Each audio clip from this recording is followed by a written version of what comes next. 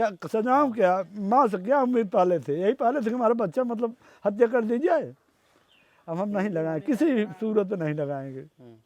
आस्था से मेरा विश्वास उठ गया है, इसलिए कि हम दलित हैं। भैया ने आए हैं जे करता धरता रहे तो का मूर्ति लगाए न ते हटाए दे भैया कुल। अब हम जीवन में न लगाओ न जीवन में काम करब। आस्था से हमार आत्मा उखड़ गई, जौन खुशी रही भैया के साथे चली गई।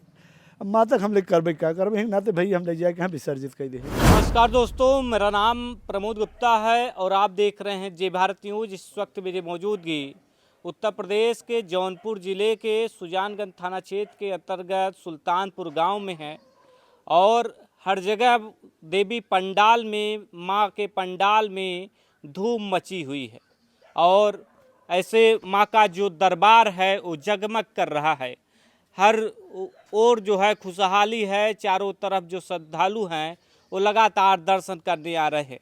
लेकिन जो सुल्तानपुर गांव है वहां पर मां का पंडाल सूना पड़ गया।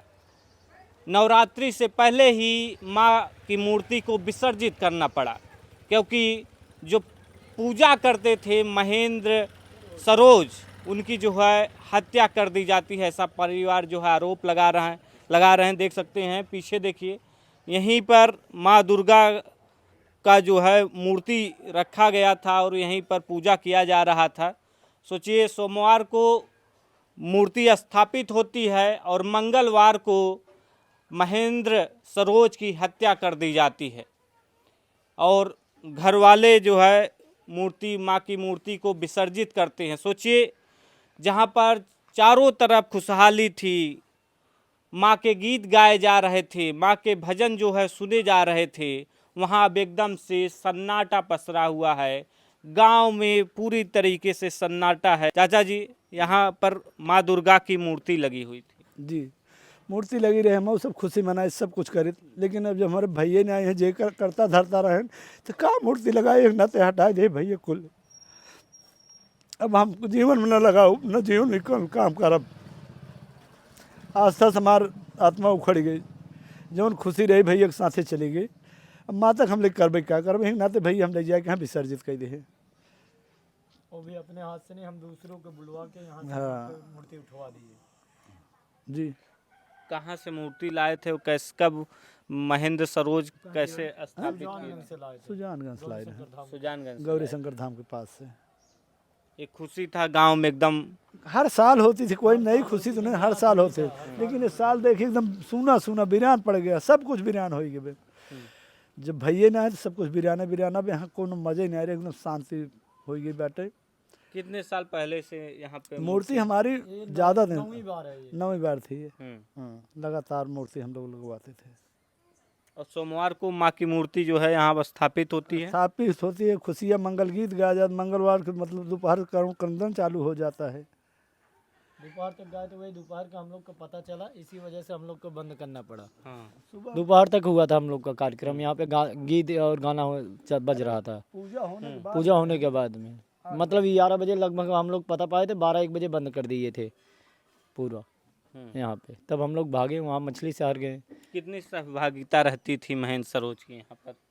कुल मिला के वही तो जिम्मेदार व्यक्ति था, वही तो पूजा करता था, वही तो उपवास रखता था, वही शुरुआत करता था, वही अंत करता था। कुल मिला के महेंद्र के साथ में सब सहयोग करते थे। अब जब महेंद्र नहीं तो सहयोग कौन करेगा, कौन मालिक बनेगा। इसलिए अब पटा छेप कर रहे हैं, इसको ख़त्म करना है हमेशा के लिए। माँ की मूर्ति नहीं बैठाएंगे, न पंडाल लगाएंगे।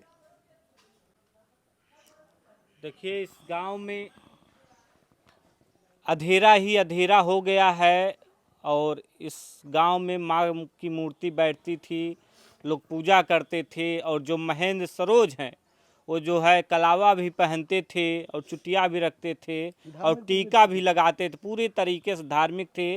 और आप इस बात से अंदाज़ा लगा सकते थे कि जो 9 दिन का नवरात्र होता है, माँ की पूजा होती है, उसमें जो है उपवास भी रहते हैं और माँ की मूर्ति की स्थापना भी करते हैं। क्या कहेंगे, जो लड़का इतना धार्मिक था उसकी हत्या हो जाती है? ये हत्या बहुत ही निंदनीय और बहुत निर्मम हत्या हुई है। ये धार्मिक रूप से जो हत्या की गई है बहुत ही दुखद घटना है। हम सब पूरे ग्राम सभा के लोग पूरे देश में इस हत्या का हम लोग विरोध कर रहे हैं। हत्यारा पकड़ा जाए, हम लोग यही मांग कर रहे हैं। उसको उचित सज़ा दी जाए जिस तरह से ये निर्मम हत्या की गई है। क्योंकि जो घटना हुई है वो बता रहा है, जिस दुकानदार स्टार इलेक्ट्रॉनिक वाला उसके बताने पे और वो जो उसके चोट का मैच नहीं कर रहा। दोनों चीज़ें वो कह रहा छत से गिरा है या लिफ्ट टूटा है। लिफ्ट टूटे से और छत से गिरने पे चोट दूसरी तरह से हो जाता है और मारने का चोट अलग अलग हो जाता है। उसमें अगर लिफ्ट से ही गिरता वो व्यक्ति महेंद्र सरोज तो उसका सर फट जाता अगर पूरी तरह से 3 मंजिले से गिरता।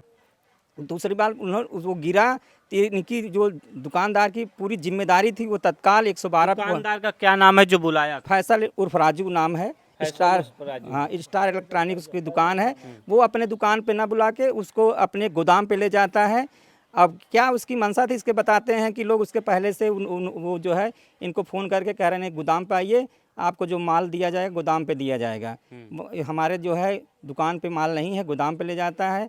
अब ये पहले से पूर्ण नियोजित था कि करना है कि कुछ बातें हो सकती है कि जो धार्मिक रूप से चंदन है और लगाता था बच्चा जो महेंद्र कुमार सरोज और कलावा बांधता था, चूड़ियाँ बांधता था, जो इस तरह की बातें थी। हो सकता है मतलब पहले बताता था कि हमको जाते थे इस तरह के लोग वो कोट करते कमेंट करते थे तो वो बहुत परेशान हो जाता था। चलिए, लेकिन क्या करता था वहाँ इसलिए जाता था क्योंकि कुछ माल उसको सस्ता मिल जाता था और जगह की अपेक्षा।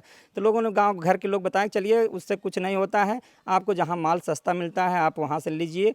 और ये सब है मुँह की बात है, जिस तरह के लोग हैं जिस तरह की बात करेंगे उसको आप मत ध्यान दीजिए। आप अपने बिजनी व्यापार का काम करिए। क्योंकि वो बच्चा जो है महेंद्र सरोज ऐसा था कि वो अपना रोजगार खड़ा कर रहा था, कम ही समय में अपना एक रोजगार दे रहा था, परिवार का बड़ा कर्णधार बन रहा था, परिवार का भरण पोषण का आधार था बच्चा। जो महेंद्र सरोज बहुत ही अच्छा बच्चा था। लेकिन ये हत्या एक तरह से बहुत ही निंदनीय और जघन्य है।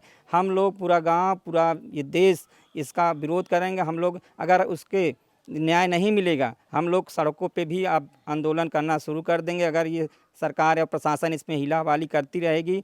अभी भी हम लोग बार बार वहाँ थाने पे जाते हैं तो काफ़ी चीज़ें उन लोग गुमराह कर रहे हैं कि बता रहे हैं कि जो है आरोपी पकड़ा गया है। आरोपी जब पकड़ा गया है तो उसको प्रथम दृष्टया तो अभी उसको जेल किया जाए, क्योंकि जो आरोप लगा है, जो उस पर धाराएँ लगी हैं, उसको तत्काल उसको जेल भेजा जाए, कारावास किया जाए। इसके बाद जो सीओ मैडम जो है समीक्षा कर रही हैं वो इसके बाद चार्जशीट पे दोषी निर्दोष होने के बाद उसके चार्जशीट लगा के वापस भी कर सकती हैं। लेकिन प्रथम दृष्टया उसको जेल कारावास किया जाए, क्योंकि उस जो हत्या का उसमें साफ साफ दर्ज है, हत्या हुई है, SC/ST एक्ट लगा हुआ है।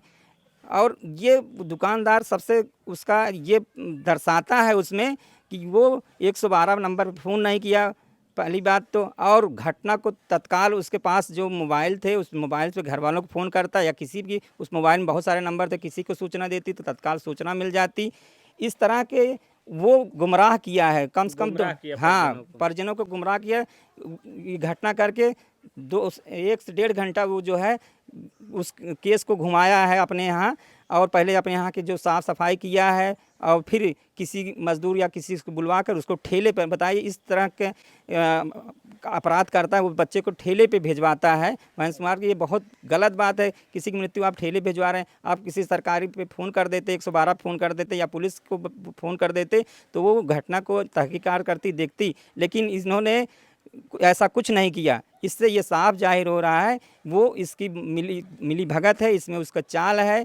अब उसकी क्या मंशा है, क्या वजह से किया, ये बात स्पष्ट नहीं हो पा रही। घर वाले यही परेशान हैं किस वजह से इसने जो हत्या किया गया, वजह क्या है। अब तक वजह नहीं पता लगा कि किस वजह से, क्योंकि वजह 2 ही व्यक्ति जान सकते थे, जो मर गया वो बता सकता था या जो भी मारा है वो बता सकता था। जो मर गया वो क्या बताए। कहीं न कहीं पूरे तरीके से इस तथ्य को छानबीन करना चाहिए कि जो फैजल है उर्फ राजू है, जिसपे आरोप लग रहा है कि वह जो है इस कृत्य में कितना शामिल है, क्या वाकई उसने जो है हत्या की। देख सकते हैं आज जो माँ का दरबार है, माँ का जो पंडाल है वो पूरे तरीके से सूना पड़ गया है। और घर वाले ये भी कर रहे हैं कि आज के बाद, मतलब इस नवरात्रि के बाद अब कभी भी यहाँ पर माँ का पंडाल नहीं सजेगा।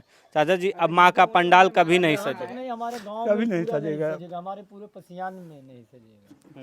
क्या सजाऊं क्या? माँ से क्या उम्मीद पाले थे? यही पाले थे कि हमारा बच्चा मतलब हत्या कर दी जाए। अब हम नहीं लगाएं, किसी सूरत नहीं लगाएंगे। आस्था से मेरा विश्वास उठ गया है। आस्था से साथ में अब सरकार से भी विश्वास उठता जा रहा है। जब हमारे सामने, हमारे यहाँ आज तक कोई अधिकारी आया ही नहीं। एक लेखपाल से शुरू करो, डीएम एसडीएम कोई आया हो तो तसल्ली मिले मुझे। कुछ आए नहीं तो क्या बोलेंगे हम भाई?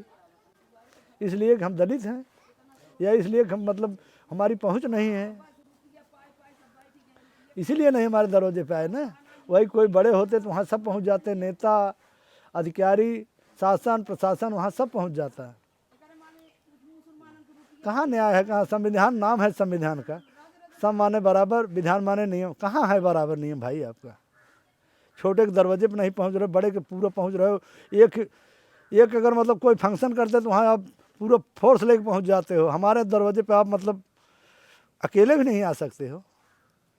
हमें भरोसा नहीं रह गया शासन प्रशासन पे। देख सकते हैं परिवार का ये दर्द है। परिवार कह रहा है कि अब जो है मेरा भरोसा उठ गया है।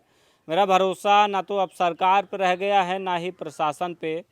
फिलहाल जो है न्याय की गुहार लगा रहे हैं और माँ का दरबार अब जो है सूना पड़ गया है। आप क्या सोचते हैं इस खबर पर?